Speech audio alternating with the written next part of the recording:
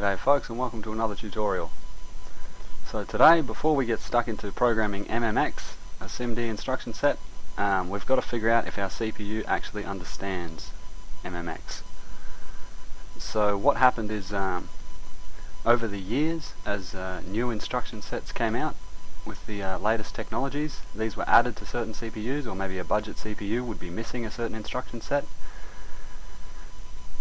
And we need to ask the CPU if it's capable of doing MMX before we start programming, and the same with any of the SIMD instruction sets. We should really ask first.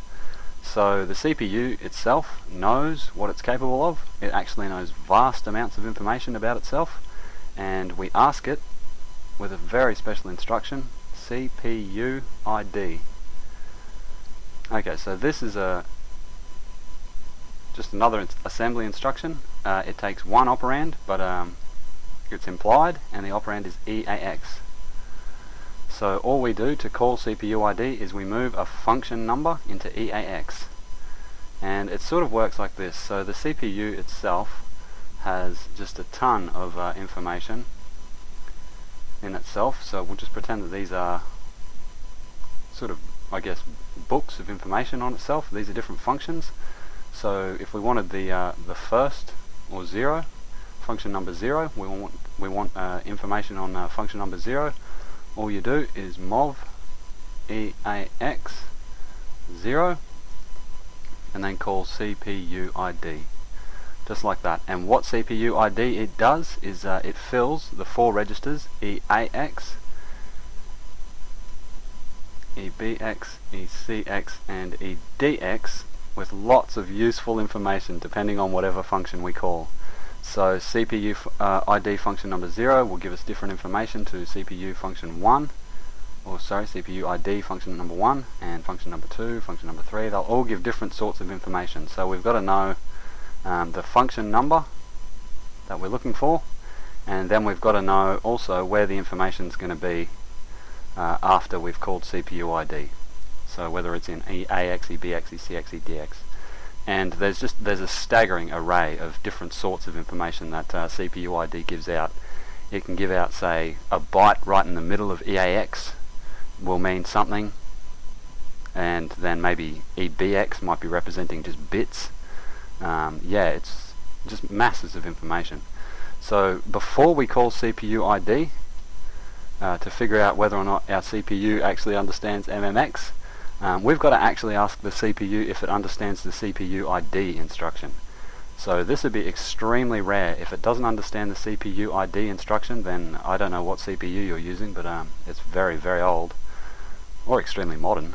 I don't know.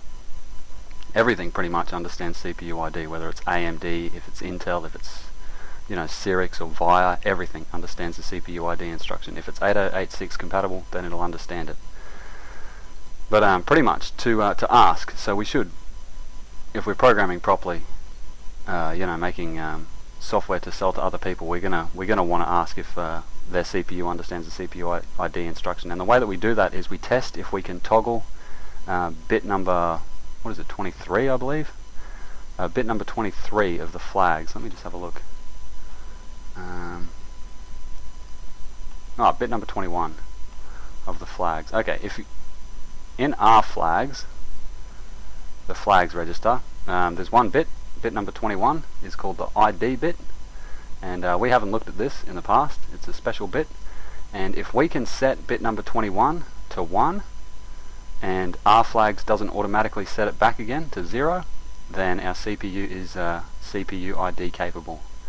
So I've written a little program over here, and sorry, this is the assembly side of it. I'm using not Programmer's Notepad, sorry. I'm using Notepad++, and this is the function just here to test if CPUID support is enabled. Pretty much all that I do here, I should show the front end as well. So this is the C++ front end, and that file that we were just looking at is asm.asm over here, and maybe you want to edit that in Visual Studio, I don't know. I just use Notepad++ for the syntax highlighting. But the front end to that particular instruction is right here. So I've just called that assembly instruction, and if a CPU isn't CPUID capable, I know this one is, but if it isn't, then we just return a little smart aleck remark and quit. Okay, but if we go back to assembly and see how this works, the first thing that I've done here is pushed RBX, since RBX is not scratch. I want to say also that I got this routine just here from the AMD Programmer's Manual, and the only thing that I've done is change it to be 64-bit because their version was 32-bit.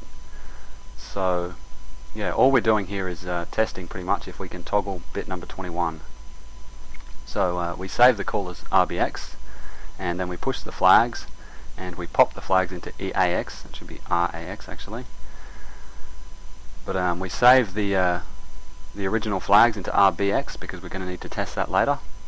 Finally, we toggle this 21st bit in RAX to set it to 1 by XORing that, and we push that value and pop it into the flags. So it's at this point here, when we pop the toggled bit into the flags, that our CPU will either set it back to 0 if it doesn't understand the CPUID instruction, or if it does understand it, then it'll leave it as 1. Alrighty, so then we've got to test if it actually set it back to 0. So to do that, we push the flags again and pop them into RAX, and we compare the value that we just popped into RAX with the original value which we put into RBX.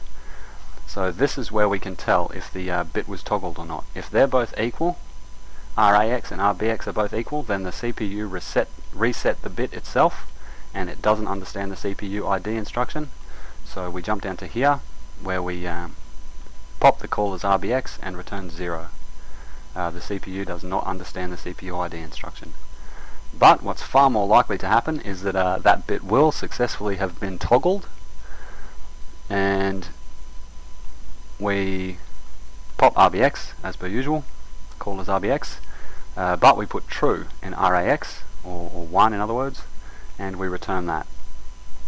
So that's just a little function there. You don't have to do this more than once per program. And usually, if you just practice programming, you don't have to do this at all. You know, if you know that your CPU is already CPUID capable, then why bother checking? But yeah, so that's a little routine there, how to check on a 64-bit system if it understands the CPUID instruction. Okay, so what's next? Let's have a look. Alright, prints a tricky secret string from the CPU manufacturer. Okay, if we come back here, CPUID functions are written, well, this is how I write them anyway. I say CPUID and then underscore 0000 underscore 0000 underscore, and then whatever register we're interested in, so EDX. So something like this string here, what I mean by this when I write this is that we want to call the CPUID instruction first of all, but before that we want to move function number 0 into EAX, and the register that we're interested in looking at the information is EDX. So CPUID is going to spit information into EDX depending on this function, and that's the one that I'm trying to indicate here that we're interested in.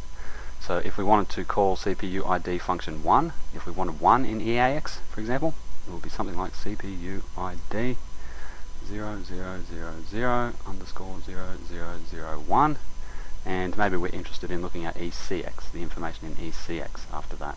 So that's how I would write that.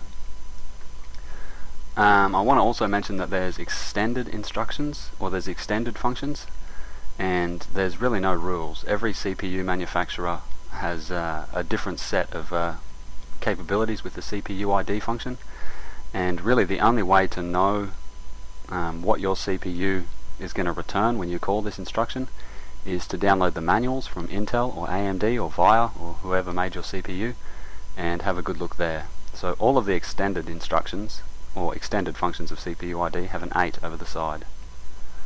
Underscore 0 or XXX, whatever the function number is, so, and then whatever register you're looking at. Okay, so those are the extended functions. They start with an 8 over the side in hex, so they're negative numbers. But we're not going to look at those today because I want to keep this as generic as possible. And yeah, we'll just look at the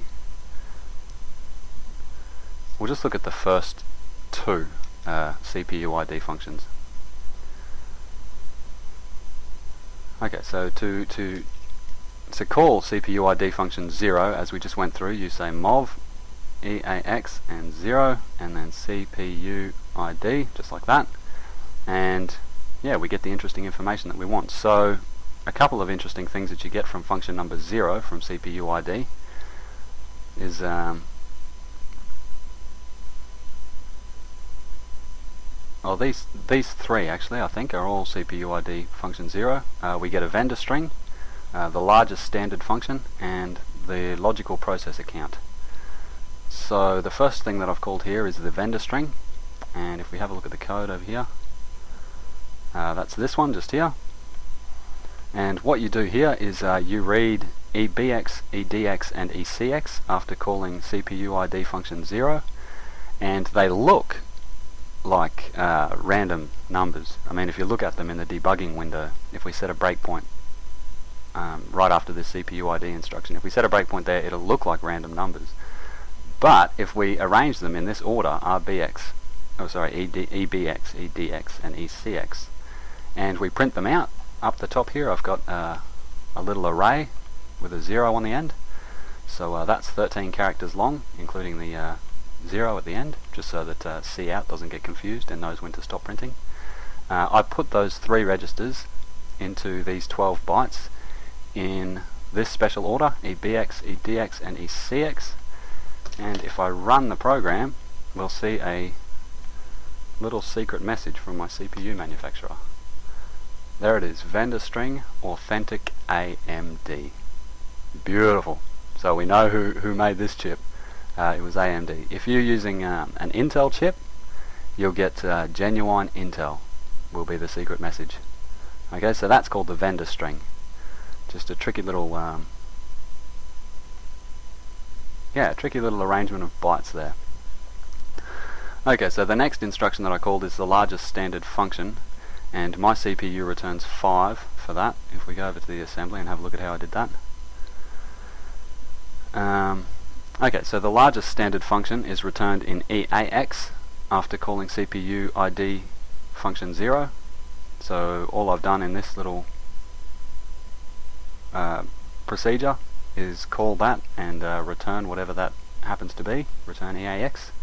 And for me that's 5. So what that means is that my CPU would understand MOV EAX 0, CPUID, it would understand MOV EAX 1, and CPUID would understand MOV EAX 2, 3, 4 and 5. And it's going to give me different information. It's going to give me all sorts of information depending on what I move into there. And this is not even counting the extended instructions, the extended functions that CPUID understands. This is just the regular ones. So I don't know what information that's going to give me, and I'd have to look up the manual for my CPU to figure it out, the CPU specification from AMD. But yeah, there's a lot of information that's available to me. Anyway, so that's 5, and it says here logical processors count is 4 for me. Let's have a look at the assembly for that.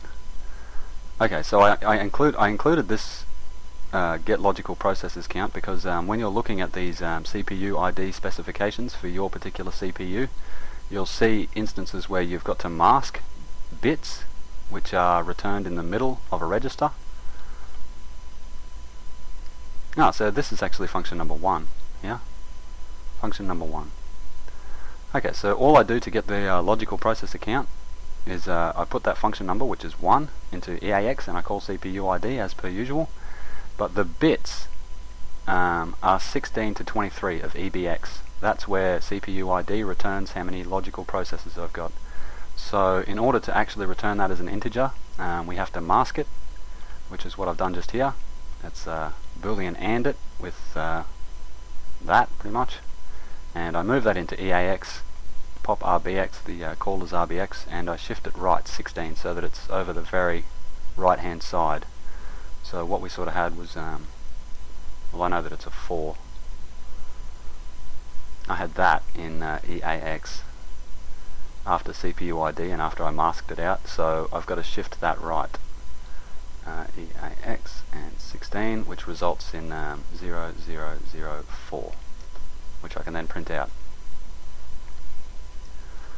Okay, so I just want to say that that means that I've got 4 cores. This is a quad-core CPU. Logical processor count is 4.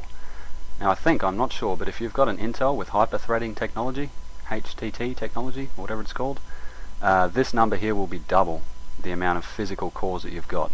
So hyper-threading technology detects that you've got double the amount of logical processors as you do physical cores, I believe.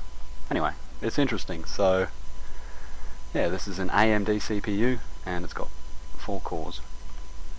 Anyway, that's enough of the boring stuff, folks. What we want to get onto is CPUID function number 1. So this is a 1 just here. And what's returned in ECX and EDX. Okay, so ECX and EDX are the features. This is just a list of what my CPU is capable of. So let me just get a new page and I want to say how it works. Okay, so first of all, MOV EAX and 1 CPUID. That's perfectly normal, but what happens is each of the 32 bits in ECX and each of the 32 bits in EDX is set to 1 or 0 depending on whether or not your CPU understands a particular feature.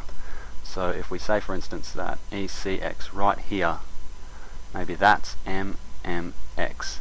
So if we call MOV EAX1, function number 1, and we call CPUID, if this bit right here is set to 1, then our CPU understands MMX. If it's not set to 1, then our CPU does not understand MMX. So the logic of what I do in the assembly is I move EAX1, the function number, I call CPUID, then I shift whichever bit we're looking for all the way to the front or the 0th position and return that, sort of mask it out and return it. And I just set up a loop. Okay, so in C++ I've just set up a loop to check bit 0, then bit 1, then bit 2, then bit 3, then bit 4, then bit 5, and all I've done is printed out over here which bits my CPU said it was capable of doing and which bits it didn't. So 0 means that the 0th bit was a 1 in EDX, whereas over here, say this 3 just here, means that in ECX I had bit 3 that was set to 1, so whatever feature that happens to be, my CPU is capable of it.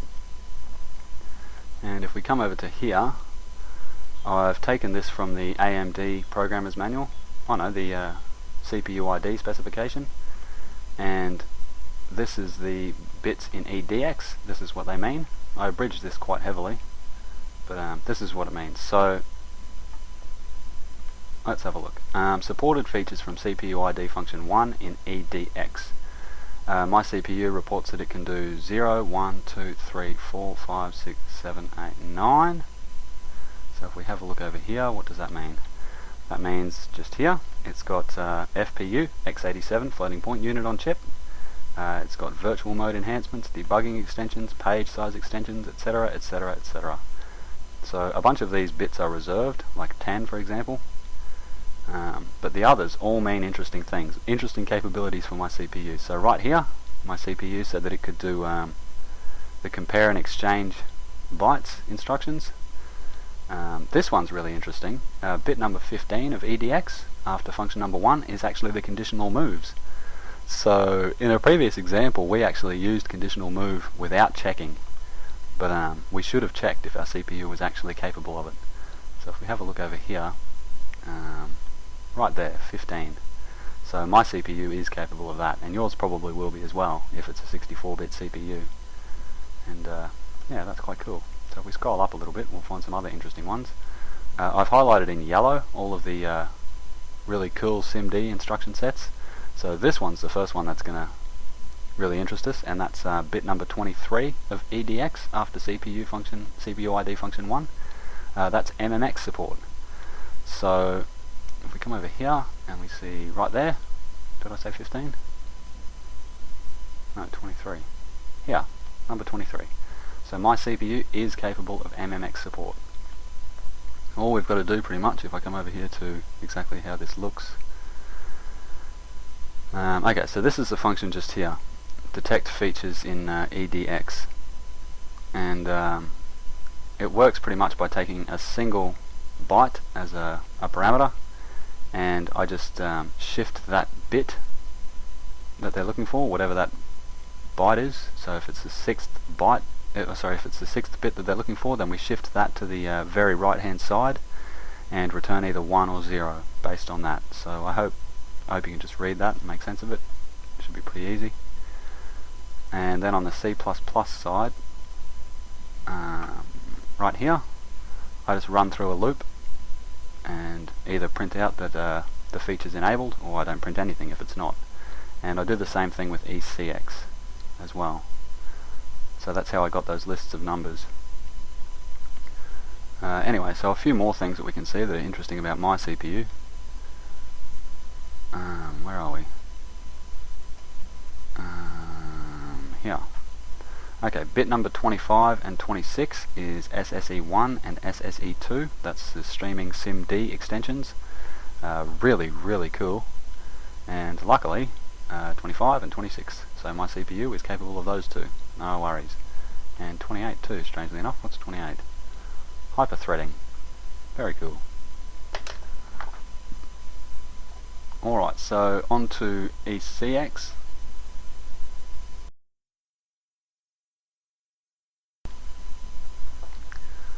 Okay, ECX. SSE3 is supported if bit number 0 of ECX is enabled. So I've got SSE3 support, no worries. And I've got bit number 3 set in ECX. That's monitor and wait instructions. Very cool. Bits 13 and 23 are also set. So I've got right there, that's compare and exchange 16 bits at once. And what was the other one? 23. Yeah, population count, because I've got an AMD. I'm not sure if Intel supports this instruction yet, or if they've just got something that's very similar. But as you can see, I've got no AVX, the big daddy.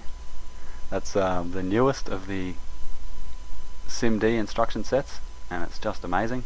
So when we've got to do toots on this, I'll have to grab a more modern CPU. And I also haven't got SSE4 on my CPU. If you've got an Intel, sort of a i5 or i7, relatively modern Intel chip, you'll probably have bits 20 and 19 set as well. Really cool SIMD instruction sets.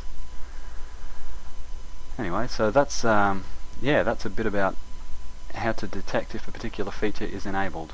We're mostly interested in bit 23 of EDX, which is MMX support, but it's also good to know if yeah, you've got the other SIMD instruction sets. And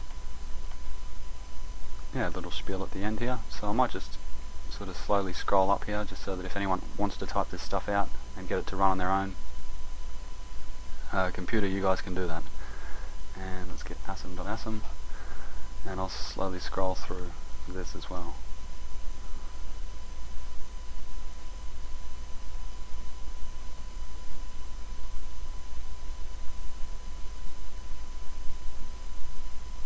Okay, so if you just wanted to test for MMX support, then you'd really only need this function just here, and run that with 23 as a parameter, and you'll get true or false based on whether or not your CPU is MMX capable. Okay, well that's the rather bafflingly colourful CPUID instruction. We've been through maybe 1/100th of what it's capable of, and go grab the manuals and happy reading. Okay, thank you for listening.